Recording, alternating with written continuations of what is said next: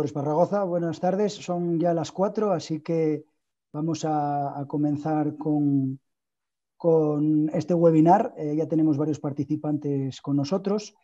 Buenas tardes a todos. Dentro de la colaboración que MBA siempre ha mostrado y muestra con las sociedades científicas, este año, un año más, MBA Surgical Empowerment, mostrando su apoyo a la sociedad GER, ha patrocinado la página web del Congreso y también, dentro de las actividades que podíamos realizar, vamos a estar presentes en el Congreso que ya ha finalizado a través de la organización de unos seminarios web. Uno de ellos, este primero, es el que vamos a realizar hoy. Es un seminario web con el doctor Luis Esparragoza, que tenemos aquí con nosotros, y que va a estar centrado en temas de revisión, cirugías de revisión y todo lo relacionado con este campo tan complejo y estas cirugías tan complejas. El doctor Esparragoza es cirujano ortopédico, traumatólogo, especialista en el Hospital General Universitario Gregorio Marañón de Madrid, es el jefe de la sección de columna en dicho hospital y además es especialista de la unidad de cirugía vertebral en la Clínica Centro. Y ya sin más, doctor, cuando quiera podemos empezar. Bueno, muchas gracias, Alba. Buenas tardes a todos. Muchas gracias por esta invitación de MBA a participar en este webinar en el marco del Congreso Nacional de la Sociedad de Columna. Bueno, para mí un placer poder estar con vosotros y compartir esta tarde y hablar sobre este tema tan apasionante, complejo y difícil como es la cirugía de revisión y rescate de la cirugía vertebral. Pues nada, vamos a dar paso a la presentación.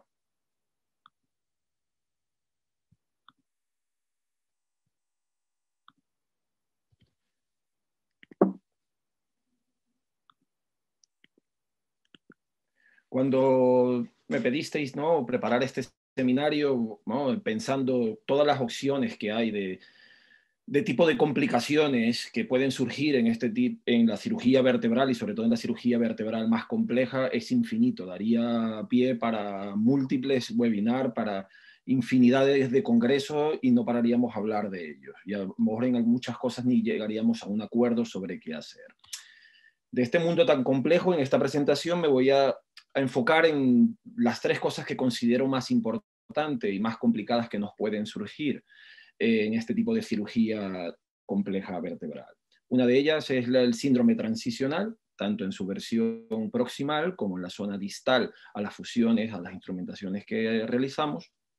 Y luego el fracaso de material producto de pseudoartrosis de las fijaciones, artrodesis que intentamos conseguir en la columna.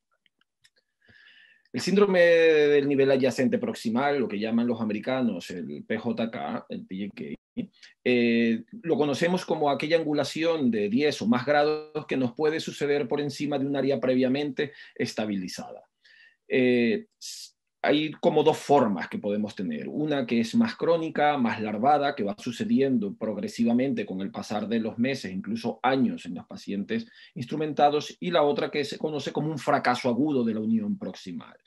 El International Spine Study Group ha puesto unos criterios recientemente para hablar de fracaso agudo de la unión proximal, y es toda fractura postoperatoria que puede ocurrir en la última vértebra instrumentada o en la proximal a ella, lo que llamamos la +1, fallos de implantes de dicha zona de fijación, con una angulación que debe ser superior a los 15 grados, o cualquier extensión proximal de la fusión que tengamos que hacer de la cirugía primaria que hemos hecho dentro de los 6 primeros meses de la cirugía, debido a un fracaso mecánico o a inestabilidad de la columna. Es una patología de una incidencia altísima. En la cirugía de deformidad del adulto llega a un 20% de las cirugías que hacemos. Máxime cuando los pacientes son por encima de 55 años. Casi un 60% de ellos va a sufrir de un PJK. Ocurre sobre todo cuando hay un desequilibrio sagital preoperatorio importante. Y en la mayoría de ellos, en la forma aguda, aparecen los 3 primeros meses después de la cirugía. Sin embargo, se calcula que incluso un 80% de los pacientes con deformidad del adulto por encima de los 55 años, a partir de los 18 meses, casi un 80% de ellos lo padecerá. en múltiples artículos así está reflejado y publicado. En cuanto a la fisiopatología de esta patología como tal, observamos que en su forma más lenta, más larvada, ocurre una deformidad progresiva por encima de una zona que hemos previamente fusionado. Va ocurriendo una pérdida de altura de los espacios discales con acuñamiento leve de los cuerpos vertebrales, se elonga los ligamentos posteriores, todo el tirante posterior de la columna, cada vez ese acuñamiento va siendo más agudo del disco principalmente, que está por encima de la instrumentación, y termina causando hipertrofia de los elementos posteriores, prolaxo de ese disco y una estenosis de canal proximal a la zona que hemos fijado. Esto es un ejemplo de lo que puede ocurrir, no solo en instrumentaciones largas, sino también en cortas, cómo ocurre esto, hipertrofia de los elementos posteriores, se prolaxa el disco y en conjunto hacen una estenosis de canal. En las formas más de instrumentaciones lumbares más pequeñas, de segmentos altos, uno de los tratamientos que ahora estamos haciendo y que tiene unos resultados bastante satisfactorios con baja tasa de complicaciones, es abordarlo por vía lateral o vía anterolateral a través de sistemas de sleeve u olive, por ejemplo.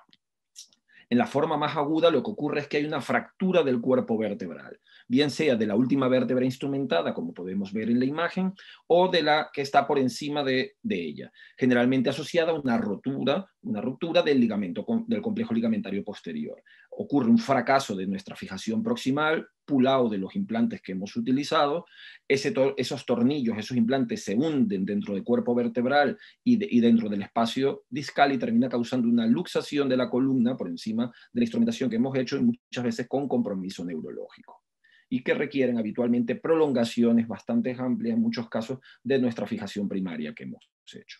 Existen clasificaciones, como en todas nuestras patologías y en todos nuestros tipos de cirugía, que hablan de ella. La primera y probablemente más famosa fue la que hizo Bocheyer en Nueva York hace ya unos cuantos años, basada en el tipo de fallo que había, si era ligamentario, si era de la estructura ósea o si era un fallo de la interfaz implante-hueso. Y la severidad de acuerdo al grado de angulación que tenía. Las modificaciones que se han ido haciendo sucesivamente de ella mantienen ese mismo esquema, pero asociando otras cosas que pueden ser de utilidad, por ejemplo, como la clínica que pueda presentar el paciente o déficits neurológicos asociados que pueda tener, como es la clasificación de Hart y el International Spine Study Group.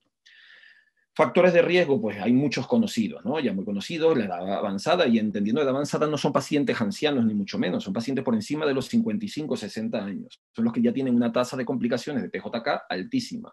El que exista parámetros sagitales severamente alterados en forma preoperatoria, o que no los restauremos adecuadamente la alineación sagital que debe tener el paciente con la cirugía que le realizamos. Cuando hacemos cirugías combinadas de doble abordaje, también es un factor de riesgo, probablemente porque también son cirugías más complejas. Las patologías son más complejas las que requieren este tipo de doble abordaje. Es de sobra conocido que cuando tenemos que fusionar por vía posterior hasta el sacro, al ilíaco, también hay una tasa de PJK más alta. La baja densidad ósea, presencia de comorbilidades, pacientes obesos, etc. Hay una cantidad de factores de riesgo muy conocidos a ellos. En la columna torácica superior, habitualmente se debe el síndrome transicional a una subluxación por insuficiencia de los tejidos blandos, una subluxación que sufre la columna vertebral, mientras que en el nivel torácico inferior suele deberse a fractura, a fatiga, a insuficiencia del cuerpo vertebral. Es bastante importante, y este artículo me gusta lo que refleja, que a pesar de que consigamos un equilibrio sagital y una correcta restauración de los parámetros que queremos tratar con la cirugía que realizamos, el 76% de los pacientes en este artículo que desarrollaron un PJK tenían comorbilidades que afectaban negativamente y que fueron probablemente una de las causas principales o factores de riesgo principales para que desarrollaran dicha patología. Sobre todo lo que ellos encontraron que era muy frecuente en pacientes con patologías neurológicas o con patologías endocrinas. Insisto, independientemente de que se haya conseguido un correcto equilibrio sagital y una corrección de la deformidad del paciente satisfactoria.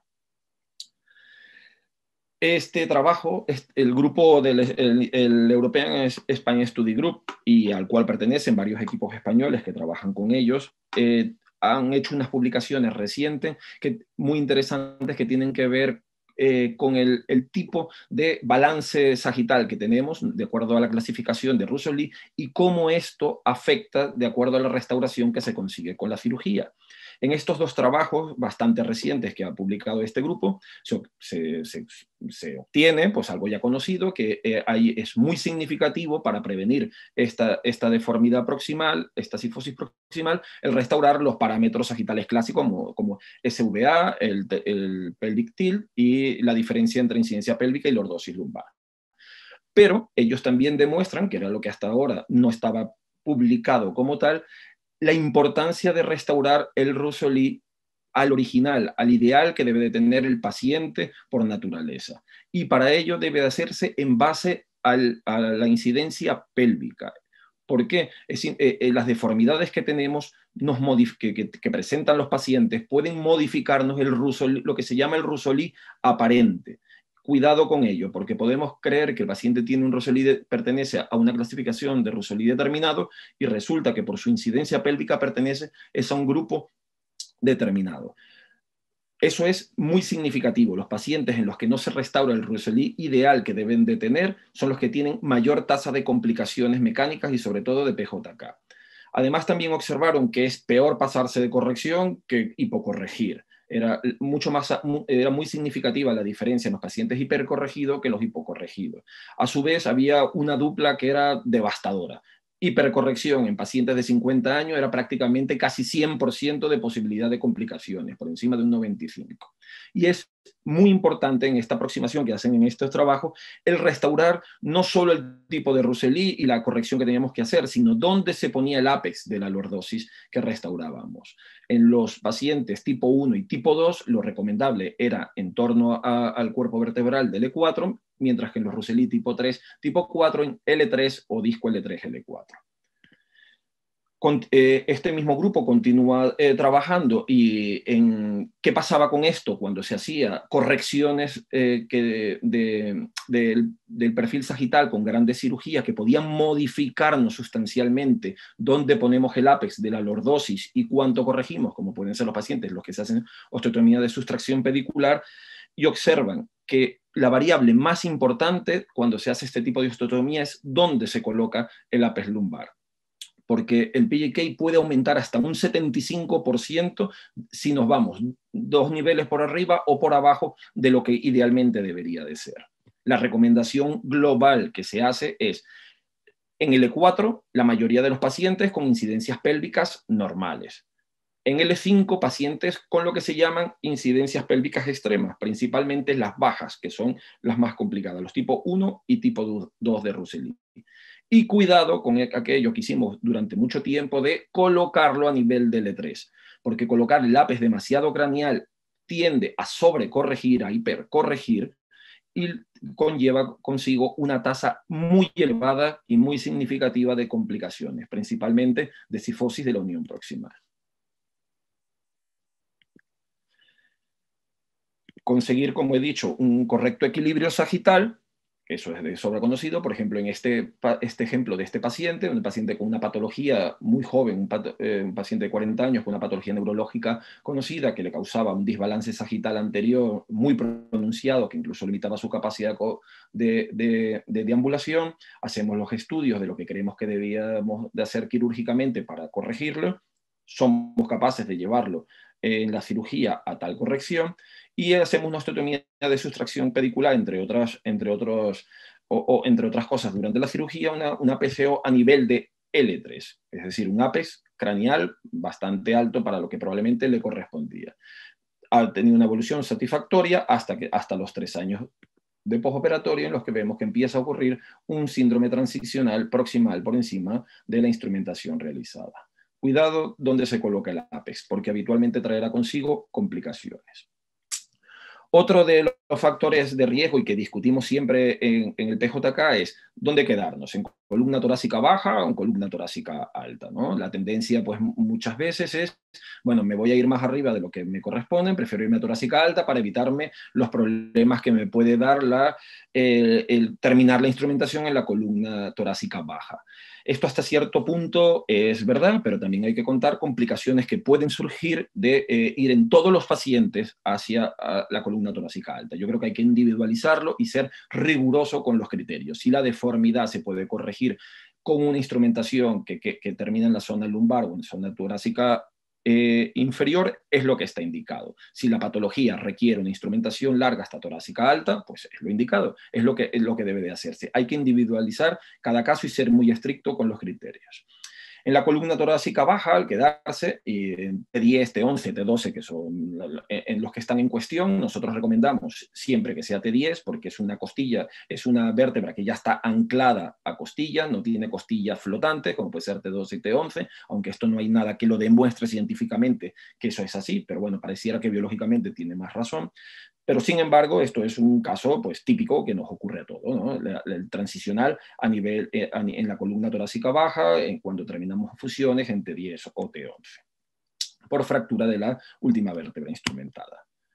Son fracturas que conllevan muchas veces el riesgo de lesión neurológica y que requieren de ampliaciones hasta la columna torácica alta. Esto es otro ejemplo típico también de fractura de la última vértebra instrumentada con un síndrome transicional agudo de dicha región y que hay que subir.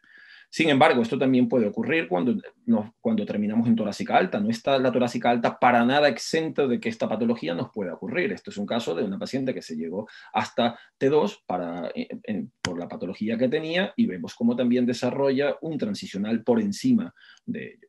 Con lo cual, el terminar o no siempre a nivel torácica alta no es lo indicado. Hay que individualizar y hacer lo que es correcto en cada caso.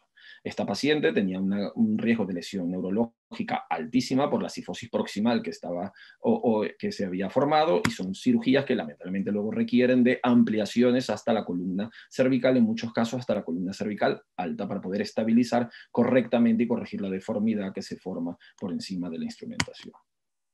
O este otro caso de una paciente que comenzó aparentemente con un correcto balance sagital, desarrolla un PJK en la zona torácica baja, hacemos la ampliación a torácica alta, pero es un paciente con una patología neurológica, con una tendencia a seguir con la patología que presentaba con un desbalance sagital anterior, y vemos como también hay un arrancamiento del material y un síndrome transicional proximal en la ampliación que ya previamente se ha hecho. Paciente que necesita terminarse con una ampliación hasta la zona cervical alta. Otras cosas a valorar, ¿no? Para disminuir el riesgo de que nos ocurra un PJK, es qué tipo de material utilizamos, qué barra es lo indicado: titanio, cromo cobalto, acero quirúrgico. Está demostrado que es muy significativa, hay significancia estadística entre titanio y cromo cobalto a favor del titanio. El titanio desarrolla menos síndrome transicional proximal que lo que nos ocurre con el cromo cobalto. A cambio, el titanio tiene el problema de que tiene una tasa de fatiga, una tasa de rotura del material mayor que el cromo cobalto y que el acero quirúrgico. Otra técnica que se puede emplear para disminuir la rigidez de la instrumentación y por ende disminuir el síndrome transicional proximal es utilizar menor densidad de implantes. Eso es una técnica que en nuestra escuela, en el Gregorio Marañón, solemos emplear habitualmente, que es hacer una disminución de la densidad de implantes. Nosotros hacemos las correcciones de los planos frontales habitualmente desde la convexidad, con lo cual a nivel de la concavidad solamente instrumentamos periapical, no instrumentamos la zona del ápex de la concavidad, con lo cual hay una disminución de los implantes y en teoría deberían ser montajes menos rígidos. Lo mismo no solo para la zona lumbar, sino también cuando hacemos infusiones torácicas y toracolumbares. Cuando hacemos instrumentaciones largas que incluyen la columna torácica, además de la disminución de implantes, lo que hacemos es sustituirlos por otros implantes que tienen una rigidez menor, como son las cintas sublaminares. Las cintas sublaminares nos permiten unas correcciones muy buenas, nos permiten corregir deformidades bastante severas, son implantes que tampoco aumentan considerablemente el riesgo quirúrgico y disminuyen la rigidez de nuestras instrumentaciones, con lo cual, en teoría, el riesgo de PJK también debería ser menor. Hay algunos estudios que hablan de utilizar cinchas sublaminares en el final de la construcción que hacemos como tratamiento para prevenir los PJK. Nosotros no tenemos experiencia en ello y creo que no es una buena técnica. Para colocar los implantes sublaminares es obligatorio el resecar el ligamento amarillo, y el resecar el ligamento amarillo por encima de la última vértebra instrumentada tiene riesgo, a mi parecer, de inestabilizar más y de causar mayor riesgo de un PJK. Nosotros lo utilizamos dentro de la instrumentación como tal, no en los extremos. Otra técnica que empleamos nosotros y muchas escuelas es utilizar implantes que son menos rígidos, como son los ganchos. Los ganchos es nuestra forma habitual de terminar las instrumentaciones largas, sobre todo aquellas que suben a torácica. En prácticamente la totalidad de los pacientes lo hacemos. Terminamos, usamos la técnica de ganchos descendentes de transversa, con lo cual el montaje a nivel proximal es mucho menos rígido que cuando terminamos con tornillos. Además de que se colocan sin tocar la zona articular y por un abordaje extraperióstico y submuscular, tratando de no tocar para nada esos ligamentos tan importantes que conforman el complejo ligamentario posterior de la columna y toda la musculatura y articulaciones de dicha zona. También se pueden emplear en la zona lumbar, en la zona torácica baja, lo que pasa que a veces es más complicado y no siempre se pueden utilizar porque por lo general la transversa de T10, de T11 y de T12 son transversas mucho más pequeñas e insuficientes para colocar un gancho descendente de transversa que lo que nos ocurre en la columna torácica alta. De hecho, este ejemplo que vemos aquí, vemos cómo se puede ocurrir un desmontaje de los ganchos en la zona torácica baja, lo cual es necesario aumentar la instrumentación, pero si os fijáis en el detalle, volvemos a terminar en gancho. O sea, no es una cuestión de principio técnico, es una cuestión que a veces anatómicamente hay que individualizar y saber que en la zona torácica baja no siempre se puede terminar la construcción con un gancho de descendente. Esto además está más que demostrado en muchos artículos que esta disminución de rigidez que se obtiene con los ganchos en el final de la construcción disminuye significativamente el riesgo de una cifosis proximal o yuncional.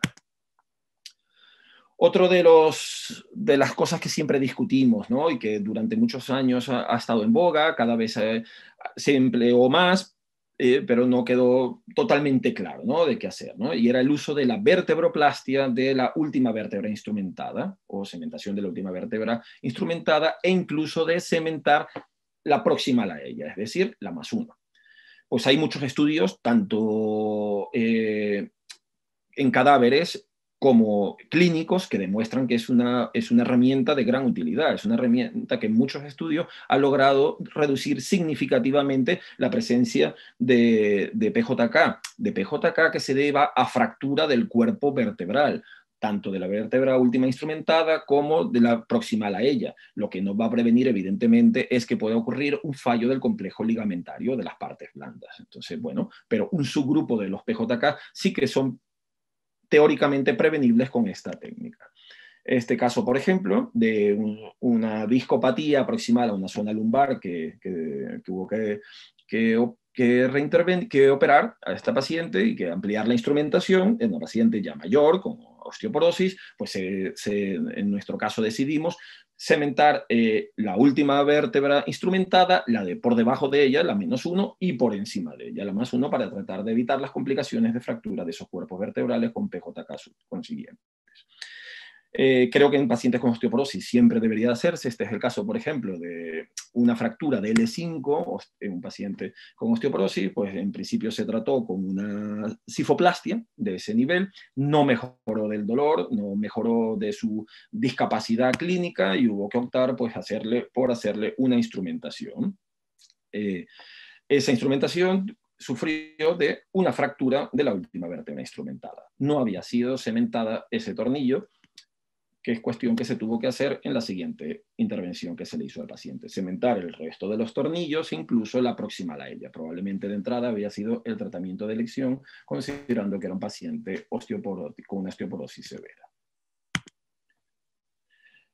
Pero no está exento, el hecho de que cementemos esa vértebra o incluso la de arriba no está exento de que se pueda fracturar. En este caso, vemos se hizo una cementación, además radiológicamente bastante satisfactoria, la nube de cementación que se realizó en la última vértebra instrumentada, y vemos que sin embargo el cuerpo se fatiga, se rompe y ocurre un PJK proximal a nuestra instrumentación. También se hace a nivel torácico proximal, y como este es el caso que os enseñé antes, a pesar de cementar la última vértebra instrumentada a nivel torácico alto, también sufre una fractura del cuerpo vertebral con consiguiente síndrome transicional severo proximal a ella, y que requirió ampliación cervical de la instrumentación. Lo que probablemente está más en boga y más en estudio actualmente, porque parece una vía de solución bastante buena, es lo llamada reconstrucción de la banda posterior de tensión de la columna vertebral, lo que los americanos llaman los tethering. El primer técnica o artículo que a mí me ha gustado de cuando esto empezó a publicarse es el del grupo de Patel, en el cual simplemente hacía una lazada de una cinta de mersilene a un conector tipo crosslink que ponía en la última vértebra instrumentada, y hacía una lazada a la vértebra a la que llamamos +1 para tratar de reforzar esos ligamentos y de prevenir que hubiera un PJK. Basado en ello, al año siguiente, el International Spine Study Group publica una técnica que ellos hacían, que era un refuerzo también con cintas de mersilene a través de orificios que se perforaban en la base de las espinosas de la última vértebra instrumentada y de la -1 y de la +1, dando un refuerzo sólido a esas tres vértebras para tratar de evitar la cifosis de la unión proximal.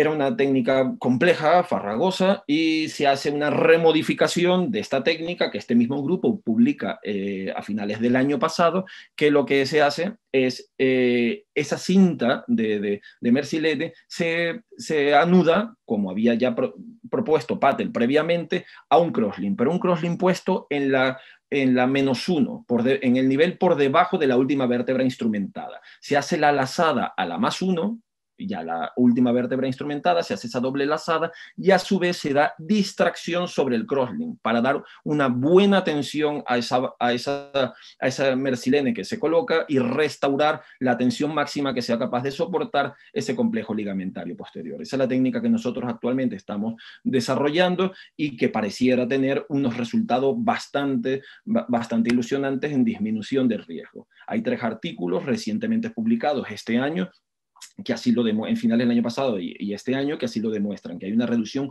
muy significativa del PJK cuando se emplea este tipo de técnica, y es la que yo actualmente recomiendo intentar emplear. ¿Y qué pasa con el síndrome de nivel adyacente distal, el DJK, lo que llaman los americanos el distal junctional kyphosis o el DJK? Pues bueno, la realidad es que existe y mucho, lo que pasa es que está poco estudiado y poco publicado comparativamente al PJK.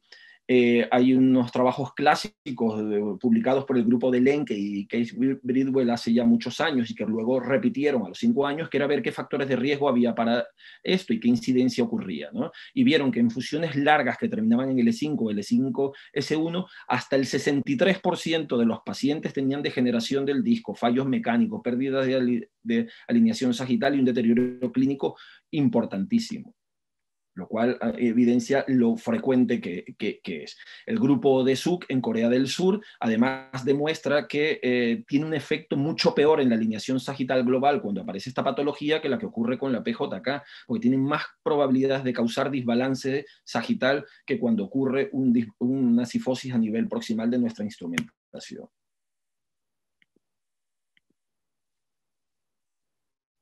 Y bueno, estudios que surgen y que para intentar ver qué diferencia había. Bueno, si tenemos este problema que es tan frecuente cuando terminamos construcciones largas a nivel distal, terminamos en L5, terminamos en S1, terminamos en ilíaco, ¿dónde tenemos que terminar? Pues este estudio hace un metaanálisis y en el cual compara prácticamente toda la literatura que había publicada en la última década referente al tema, y demuestran que no hay diferencia entre terminar en L5 o en S1 en cuanto al porcentaje de complicaciones que pueden surgir. Ni hay diferencia significativa en el porcentaje de cirugía de revisión que ocurre, ni en el nivel de dolor o discapacidad que tienen estos pacientes. Sin embargo, hay ciertas ventajas entre una y otra. Si terminas en L5, lo habitual es que la tasa de pseudoartrosis será menor, el fallo de implantes también es significativamente menor y el desarrollo de una cifosis proximal a la instrumentación también es menor cuando terminamos en L5. Sin embargo, terminar en S1 tiene el beneficio de que permite una mayor restauración de la lordosis lumbar y de corrección del equilibrio sagital que queremos obtener con la cirugía. Este artículo de este grupo japonés observa la diferencia. Entonces determinamos en el E5, en S1 bajamos ilíacos, pues ellos observan que bien terminando en el E5, S1 no hay diferencia en la tasa de revisión, es que casi 1 de cada 4 pacientes tiene que revisarse en instrumentaciones largas si terminamos estas vértebras, y que en cambio esto disminuye drásticamente y muy significativamente si bajamos hasta los ilíacos, si empleamos instrumentación a ilíacos, además de la DS1, como ya es bastante conocido. Esto es un artículo que me gusta mucho en esta patología, que es publicado por el grupo de Berjano y Lamartina en Milano, que esquemáticamente hacen, ¿no?, que hay factores anteriores a la columna vertebral y posteriores a ella que previenen de que se forme un síndrome de nivel adyacente distal o que favorecen su aparición. Y clasifican básicamente en 3 subtipos, ¿no? Según la corrección que hacemos y el balance sagital que obtenemos, ¿qué puede ocurrir? El primer grupo es aquellos en los que la carga, el eje de carga cae cercano al disco L5-S1, y esos son pacientes que teóricamente están protegidos de que vaya a haber un arrancamiento, una fatiga del material, un síndrome como tal transicional. Pero esta carga, si es excesiva, puede conllevar un deterioro del disco, una discopatía degenerativa severa de ese disco, hipertrofia facetaria, estenosis de canal de la misma y dar clínica, como por ejemplo este caso que ponemos aquí, una paciente operada de muchísimos años por una escoliosis que terminaron en su momento en L5 y desarrolla una discopatía degenerativa del L5-S1. Que requiere pues, ampliación de la fusión hasta la zona ilíaca. El grupo B son pacientes que cae el eje de carga por delante, levemente o moderadamente por delante al disco L5-S1. Esto conlleva que son pacientes que, si bien no van a desarrollar habitualmente un gran desbalance sagital, sí que pueden tener complicaciones, principalmente de fractura del cuerpo vertebral y de espondilolistesis de esa zona, además de la degeneración del disco, como en los tipo 1. Este es el caso de un paciente en el cual se hizo una fusión lumbar media, que se terminó en L5, con una masa de fusión, además radiológicamente muy satisfactoria, paciente que estaba bien, pero que a los años de operado desarrolla una fractura del cuerpo vertebral del E5. Podemos ver en el escáner cómo se observa la masa de fusión que se había conseguido en la zona instrumentada, pero que el desbalance leve que tenía le conlleva a una fractura del cuerpo, una fractura por estrés del cuerpo de L5. Vemos allí la gran tumefacción de los tejidos blandos como consecuencia de la lesión, y es un paciente en el que hay que corregir dicha deformidad. Es necesario meter un soporte anterior, en este caso por vía posterior, se hace una caja L5-S1 y una ampliación hasta los ilíacos, que es la recomendación que se hace: aporte biológico, soporte anterior y bajar hasta los ilíacos para corregir y dar solidez al montaje que se hace. Y por último, el grupo que tiene un desbalance sagital severo, con la línea de carga cae muy por delante del platillo L5-S1 y que conlleva pues, una catástrofe, lleva un síndrome en toda regla de nivel adyacente distal con una gran discapacidad para el paciente. Estos pacientes es necesaria una corrección, bien sea mediante osteotomías por vía posterior o lo que se propone hoy en día y que parece que tiene un resultado mejor o al menos similar a la osteotomía y con una aparente tasa menor de complicaciones, que es hacer una LIF, es decir, meter una caja por vía anterior con una caja hiperlordótica que nos permita corregir esa deformidad, dar buen soporte anterior y a su vez, luego por vía posterior, complementar la instrumentación con una ampliación hasta los ilíacos, como es el caso que os muestro aquí. Entonces, ¿qué objetivos debemos tener cuando reintervenimos un síndrome nivel adyacente distal? Pues descomprimir la médula o el saco de raíz y los nervios si es necesario. Restaurar la alineación de los segmentos fusionados.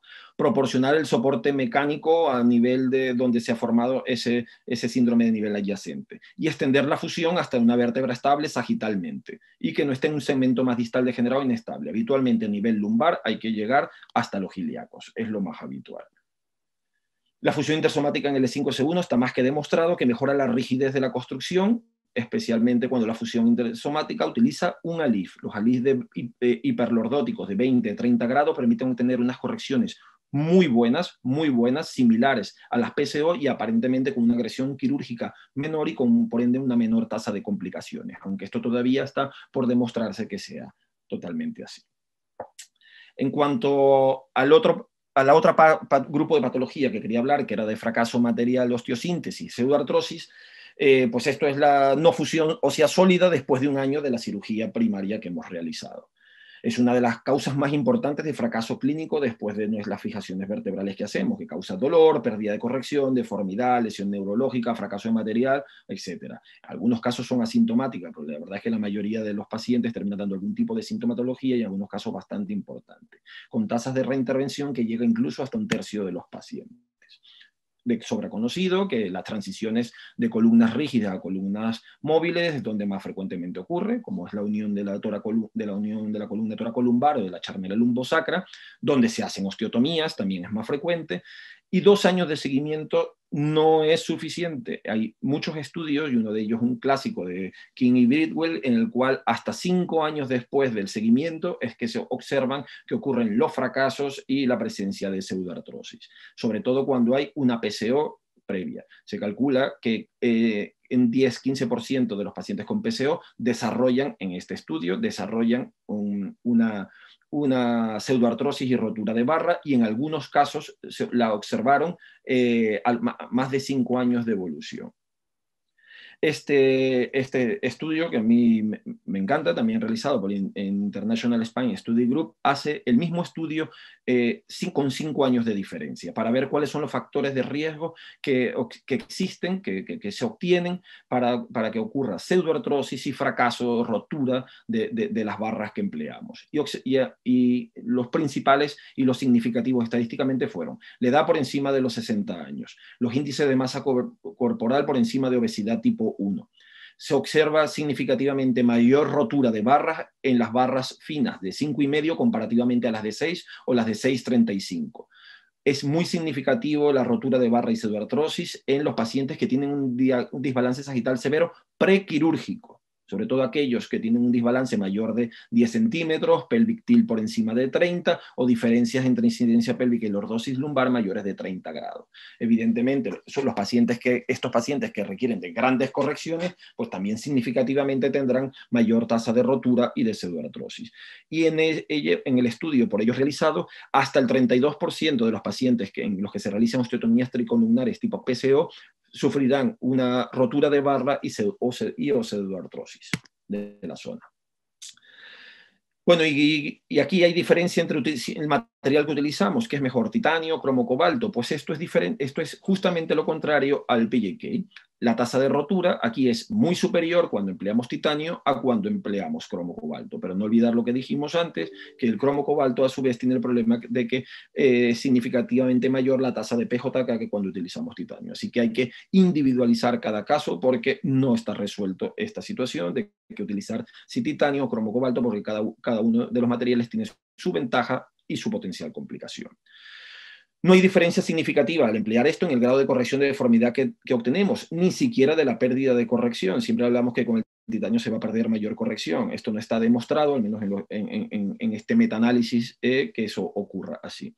Lo que sí está claro es que el cromo cobalto es mejor que el titanio para restaurar la cifosis dorsal cuando hay una deformidad hiposifótica, y no hay diferencias, en cambio, para restaurar la lordosis cuando esta es necesaria. Factores de riesgo encontrado, pues lo principal, la historia previa de pseudoartrosis vertebral. Si operamos a alguien por pseudoartrosis, la probabilidad de que sea pseudoartrosis continua es altísima.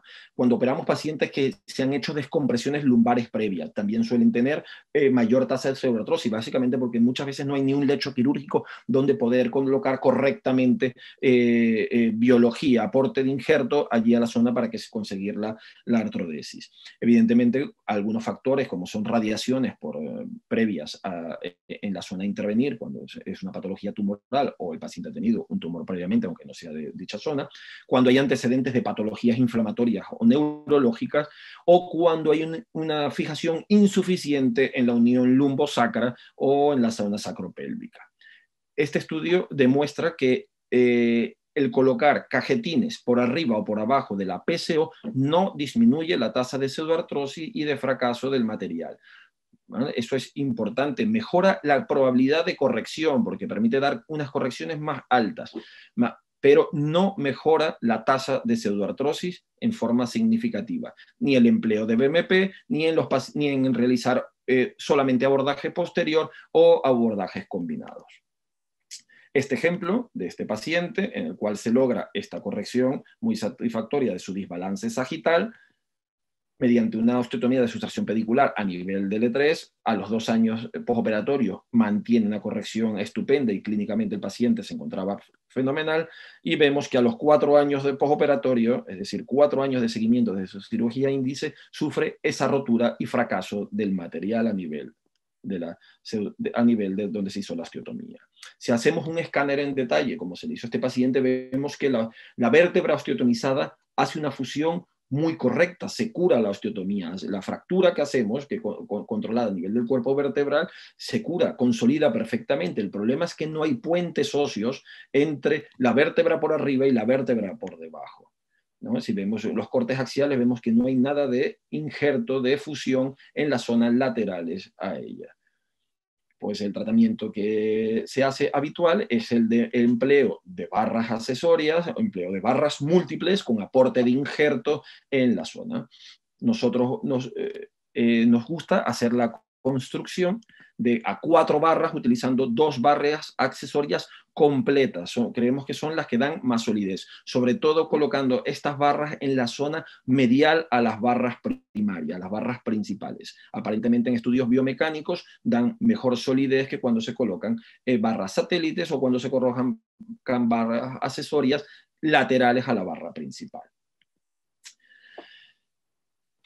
Este estudio demuestra que la rotura de barra cuando se hacen osteotomías de sustracción pedicular ocurrió en el 18% de los pacientes, una tasa de pseudoartrosis por TAC de un 15%, y que el empleo de barras accesorias reduce significativamente la presencia de estas patologías. Las cajas intersomáticas mejoran la corrección, pero no disminuye la presencia de rotura de barra o de pseudoartrosis. Lo que sí disminuye es el empleo de las barras múltiples. Estos constructos de multibarras publicados en el último lustro demuestran significativamente la reducción de roturas y fracaso del material cuando se emplean 3 o 4 barras comparado a los montajes convencionales. Incluso se habla de, como en ese estudio realizado por el grupo de la OSPINE, que una disminución de un 40% de esta patología, con una significancia estadística muy elevada.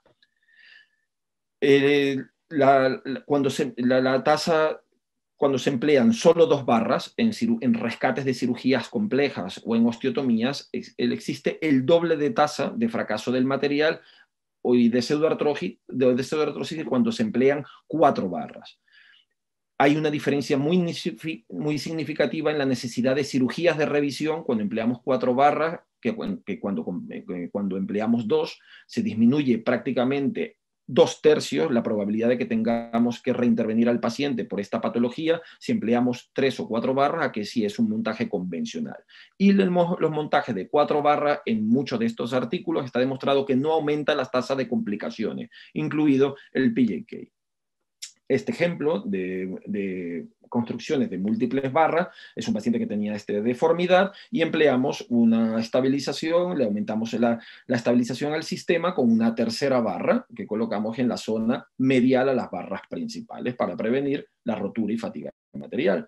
O lo que cuando hay que hacer osteotomías múltiples, como en este caso de esta escoliosis idiopática del adulto, en la que también hicimos múltiples osteotomías para corregir la deformidad que tenía, empleamos 2 barras accesorias para darle un mayor soporte y solidez al montaje. Quiero que veáis el detalle de la recomendación que os hablaba antes, que estas barras accesorias no sean laterales, sino que sean mediales a nuestras barras principales. Hay varios estudios biomecánicos que demuestran que esto funciona mejor a nivel medial que cuando se colocan a nivel lateral.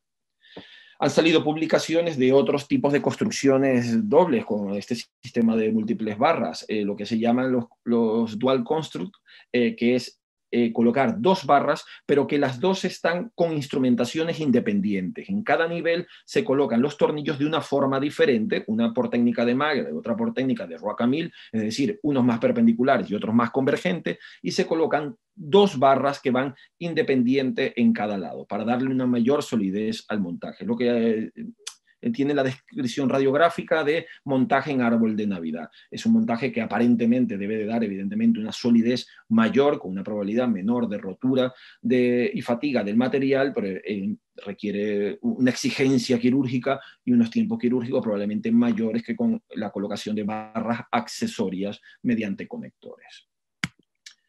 Hay otros sistemas de barras accesorias que se están proponiendo, que pueden ser incluso mejor que lo que ya tenemos, como es este estudio biomecánico publicado por el grupo de Berjano muy recientemente, que proponen utilizar lo que se llama una barra tipo delta, que son unas barras curvadas que van de una barra conectadas de una barra principal a la otra. Puede ser en forma individual o en forma doble. Y esto tiene aparente una mayor resistencia a la rotura que los convencionales que hasta ahora habíamos utilizado, de barras satélites o de barras accesorias, independientemente del montaje que hiciéramos. Aparentemente el Delta tiene una resistencia mayor. Tiene el problema, y probablemente la aplicabilidad luego clínica es más complicada, porque dejan un poco de espacio muerto en la zona posterior a la columna vertebral.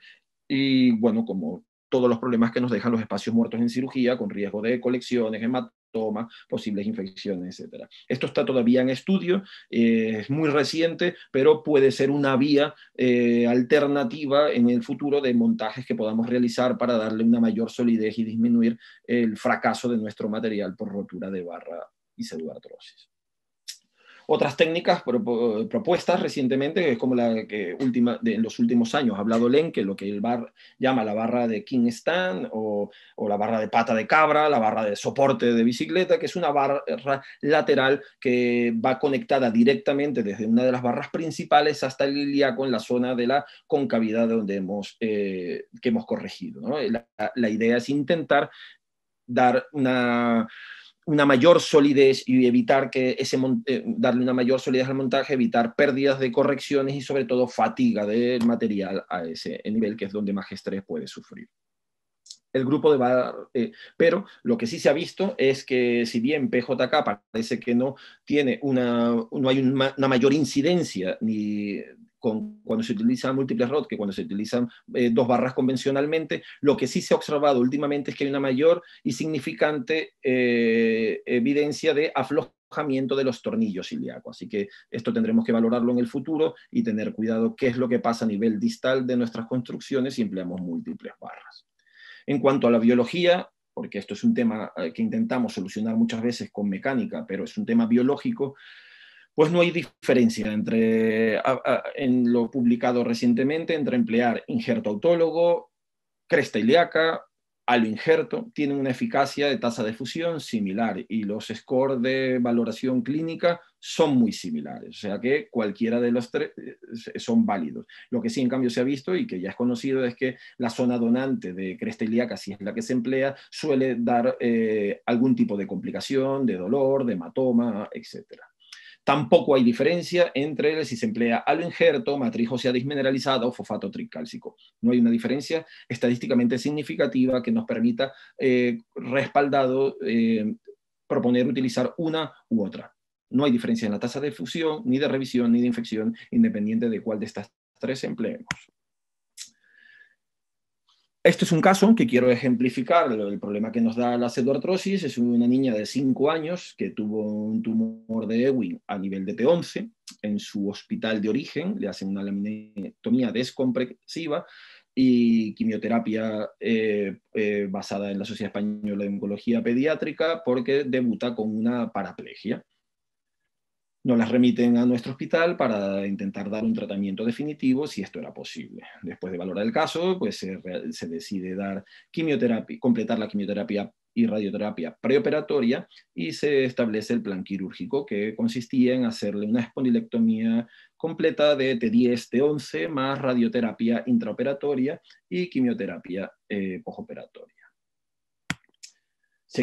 hacemos la resección vertebral completa, colocamos una malla de MOS en el espacio creado, relleno de injerto autólogo de la paciente y una fusión vertebral por vía posterior, 2 niveles por encima, 2 niveles por debajo de la zona donde se hizo la resección tumoral.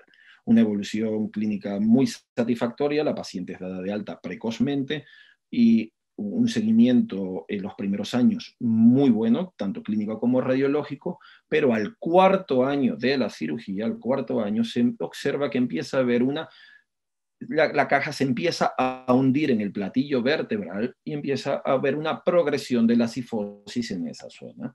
Hacemos un escáner y el escáner evidencia que no había fusión del injerto colocado en la zona anterior, este no había consolidado, el que estaba dentro de la malla, y no había logrado unir las dos zonas de fusión, e incluso existía una rotura de barra que no evidenciábamos en la radiología. Pues en vista de estos hallazgos procedimos a reintervenir a la paciente y colocamos una tercera barra, hacemos una corrección de la cifosis que existía, colocamos una tercera barra para dar un montaje más sólido y utilizamos como injerto 2 costillas de la paciente, los colocamos por vía posterior, posterolateral y lateral a la zona intervenida, colocamos esas 2 costillas para aportar injerto y biología. Aparentemente tenemos una evolución postoperatoria inmediata satisfactoria, inmediata, pero al año de la cirugía, o casi 2 años, volvemos a tener el problema. Volvemos a ver que la cifosis vuelve a progresar y en el escáner que realizamos no se ve una fusión satisfactoria. De hecho, existe pseudoartrosis del injerto en la zona anterior y una reabsorción prácticamente completa de los injertos que habíamos aportado por vía posterior. Pues esta paciente está pendiente de volver a hacer una tercera cirugía en la cual volveremos a abordar por vía anterior, colocar un injerto estructural suficiente y un mayor aporte biológico por vía anterior y ampliar la fusión que actualmente tiene. Pues nada más, pues muchas gracias. Pues muchas gracias, doctor Esparragoza. Muy interesante todo lo que hemos escuchado. Y tengo preguntas aquí, no sé si nos irán entrando más mientras, relacionadas con la primera parte, la parte del síndrome transicional. Cuando habla de las técnicas de las bandas sublaminares en PJK, si se necesita ese tipo digamos, de montaje para poder evitar el PJK, ¿hay alguna otra técnica para colocar las bandas sublaminares que no dañe, como decía, el complejo ligamentario? Sí, en las técnicas originales descritas con las mismas bandas sublaminares que utilizamos, hay técnicas no sublaminares, que es haciendo lazadas en las transversas de las vértebras, ¿no? Principalmente de las vértebras torácicas. Y algunos grupos, principalmente franceses, son los que propugnan de utilizar lazadas de los pacientes desde las transversas hasta las espinosas por encima de la última vértebra que hemos instrumentado y dar una reconstrucción o un mayor soporte al complejo ligamentario posterior. Con este tipo de técnicas con la que yo no tengo ningún tipo de experiencia en ello, pero hay trabajos publicados que sí que lo emplean, porque la técnica tradicional sublaminar como tal de estas hinchas es la que yo creo que lo contrario, que debería estar contraindicado en la vértebra terminal, porque al tener que quitar el amarillo para poder pasar la banda por debajo de la lámina, creo que eso inestabiliza más y puede tender más a ser un PJK. Entonces, si se van a utilizar ese tipo de bandas, creo que puede ser razonable la técnica de enganche a las transversas y de las transversas a las espinosas proximales, o utilizar alguna de las técnicas de tethering que he enseñado durante la presentación. Ok. Cuando hablaba de que había pull-out al haber el PJK, le preguntan qué técnica o qué tipo de elementos usa para evitar esos pull-outs. Entiendo que se referirá a la cementación o alguna otra... Sí, vamos a ver. Probablemente para evitar el pull-out en instrumentaciones largas, como estamos hablando, y de casos complejos, probablemente más que emplear en esa última vértebra instrumentada es qué corrección hemos hecho Eso es lo que realmente pondrá en riesgo de que suframos o no de un PJK, además de las comorbilidades que hemos visto que puede tener el paciente y que pueden promover que éste vaya a sufrir la patología. Pareciera, como dije anteriormente, que el empleo de ganchos hace menos rígida la transición y eso puede hacer que haya un menor PJK y por ende el pull-out relacionado con tornillos no va a existir en esa zona, pero pueden arrancarse los ganchos como efectivamente puesto en una de las láminas. Y cuando se emplean tornillos, que es lo que más comúnmente emplea todo el mundo, yo sí creo que debe de utilizarse en pacientes mayores, insisto, y no tan mayores, sino por encima de los 65 años, alguna técnica de refuerzo de este tornillo. Clásicamente existe el emplear cementación del tornillo, los tornillos cementados que conocemos, y hoy en día tenemos más recientemente esta nueva técnica que ha salido de los tornillos corticales. Creo que aquí pueden tener también una utilidad, que el empleo del tornillo cortical, que tiene un aparente biomecánicamente mayor agarre que el tornillo pedicular normal, puede ser útil en su empleo en esto. Esto habría que hacer algunos estudios a largo plazo y ver si realmente disminuye estadísticamente significativo el empleo de tornillos corticales en la última vértebra instrumentada a tornillos pediculares comunes. Ok. Tenemos una que dice, en relación al PJK, ¿qué uso da usted a los abordajes mini-invasivos tipo ALIF, el ELIF, XLIF? Vamos a ver. El ALIF, el XLIF y el OLIF, yo siempre digo lo mismo. No hay que verlo como armas diferentes, como una cosa u otra. Son otra parte del arsenal que también tenemos de tratamiento. Algunas deformidades que tenemos hoy en día, probablemente las moderadas, y somos capaces de poderlas corregir por abordajes mínimamente invasivos, ¿no? Bien sea a través de ALIF o abordajes laterales y luego con el empleo de tornillos percutáneos.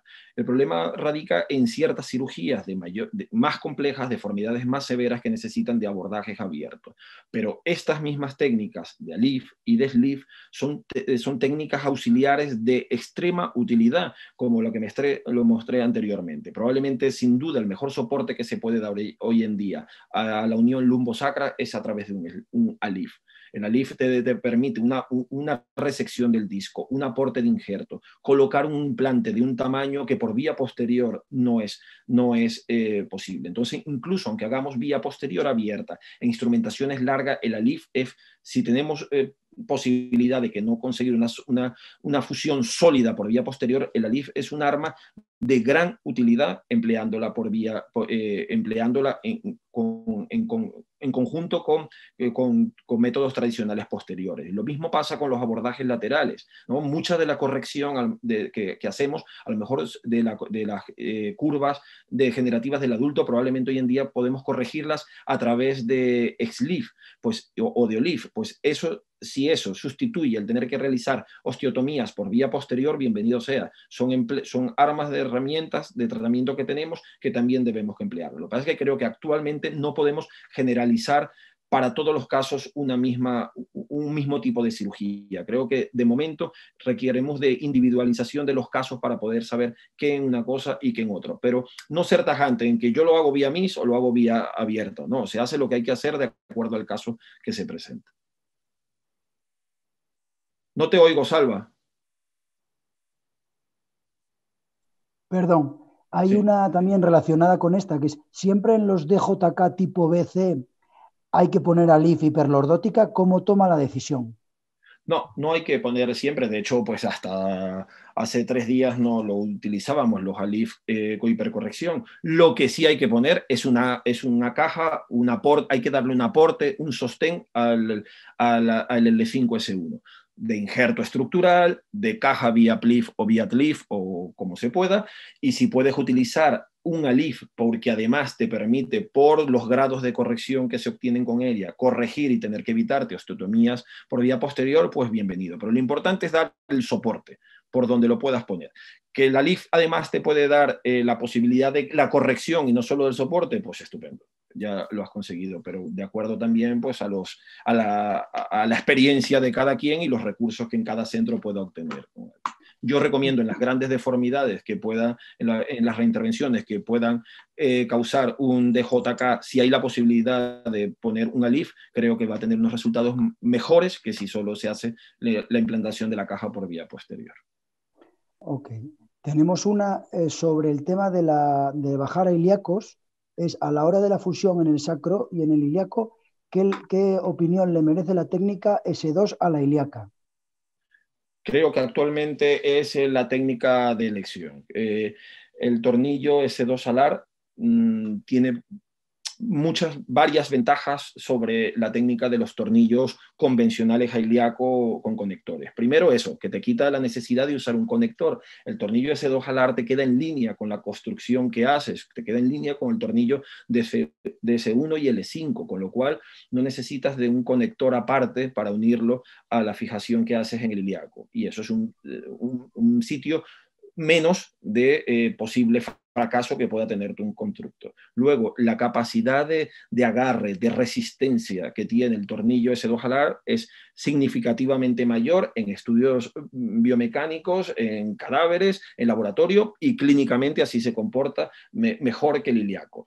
Además, la tasa de pull-out, de osteolisis, es menor que con los ilíacos. Además que no tienes que tocarle, quitarle hueso, stock óseo al paciente en esa zona. No protruyen tanto como los ilíacos, aunque hagas cajetín para meter el ilíaco. En fin, creo que actualmente, y así lo demuestran las publicaciones más recientes, es probablemente mejor técnica el S2 alar que los tornillos ilíacos.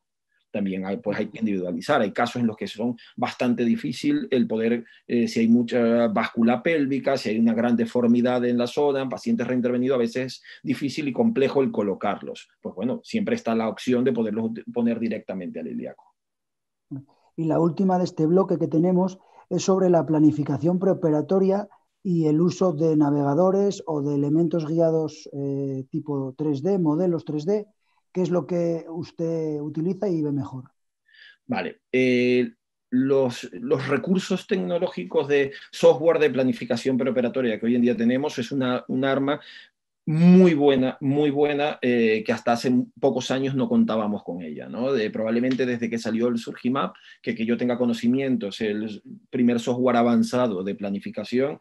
Eso te permite calcular y predecir en el despacho días antes de meterte en la cirugía, qué corrección puedes obtener y cómo corregir y cuál es el beneficio o problema de hacer una osteotomía, una corrección, un implante en uno u otro sitio.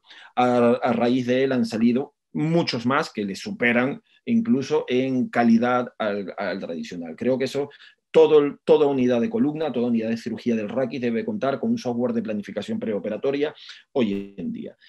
Las reconstrucciones 3D, nosotros en el hospital hemos contado con la suerte de tener una unidad de impresión 3D desde hace unos años, que además pertenece al servicio de traumatología como tal, aunque luego ha dado tratamiento a todos los servicios del resto de los hospitales, y nos permiten hacer modelos, reconstrucciones en plástico exactamente iguales a lo que nos vamos a enfrentar. Es muy útil en cirugía compleja, muy útil en grandes deformidades y sobre todo en ciertas zonas que menos frecuentemente instrumentamos y que menos frecuentemente tenemos que tratar, como puede ser la columna cervical alta, la unión cérvico-torácica, deformidades que ocurren en esta zona, idiopáticas o creadas por nosotros por complicaciones que nos surjan. Creo que es un arma muy útil porque te permite ver, una cosa es ver en la imagen, en el escáner, en la resonancia, y te puedes hacer una idea, aunque puedas hacer grandes reconstrucciones en TAC hoy en día, pero verlo en 3D en tus manos te permite tener una visión espacial mucho mayor de lo que te vas a enfrentar. En cuanto a la navegación y robótica, pues muchos artículos hoy en día van encaminados a eso, ¿no? Probablemente la navegación, que hasta no hace mucho estaba enfocado, evidentemente en sus inicios, a la cirugía MIS, a la cirugía percutánea, a la colocación de tornillos, una vez que esa técnica se ha sido reproducible, se tiene dominado ello, el siguiente paso es el poderlo expandir a la cirugía vertebral compleja, y creo que ese es el camino a seguir y que todos los traumatólogos en poco tiempo que nos dedicamos a la columna tendremos que apuntarnos a ello, que es la cirugía navegada y una guía robótica de la corrección de las deformidades. Bueno, pues pasamos a las preguntas un poco de lo que sería el segundo bloque de la pseudoartrosis. Tenemos una de ¿cuándo se recomienda el uso de los DTTs? Vamos a ver, los DTT han sido denostados, vueltos a poner en boga.